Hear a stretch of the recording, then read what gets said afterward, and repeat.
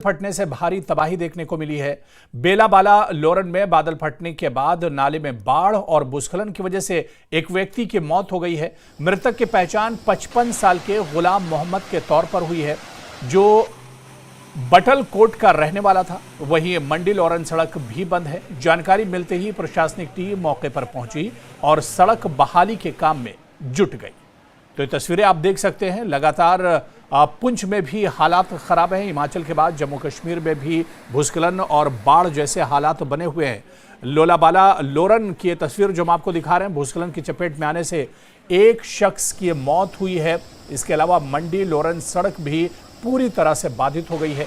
बादल फटने के बाद हालात और भूस्खलन के बाद जो हालात हैं वो देखे जा सकते हैं। रास्ता पूरी तरह से बंद हो गया है। हालांकि राहत का काम चलाया जा रहा है और जल्द से जल्द रास्ते को सुधारने की कोशिश की जा रही है, लेकिन पानी का बहाव काफ़ी ज़्यादा है। ये तस्वीर आप देखिए, शुरुआती तौर की ये तस्वीर है जिस वक्त बादल फटा था और उसके बाद काफ़ी ज़्यादा तबाही देखने को मिली थी। तो बोलाबाला लोरन में दरअसल बादल फटा है और बादल फटने के बाद हालात काफ़ी ज़्यादा ख़राब हैं। भूस्खलन भी हुआ है बादल फटने के बाद।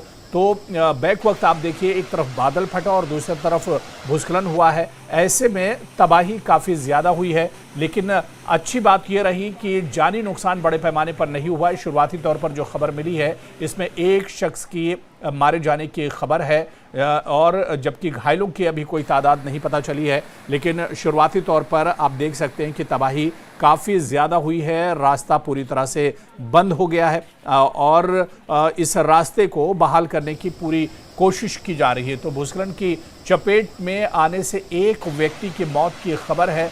इसके अलावा भूस्खलन से मंडी लोरन सड़क भी बाधित हुई है। प्रशासन ने राहत कार्य में प्रशासन लगातार जुटा हुआ है। इंतजामिया जल्द से जल्द रास्ते को बहाल करने की कोशिश कर रहा है। जो लोग मुतासिर हुए हैं उन तक इंतजामिया पहुंचने की कोशिश कर रहा है और जो मुतासिर हैं उन्हें एक तरह से राहत पहुंचाने की पूरी कोशिश की जा रही है। बड़ी खबर बिहार से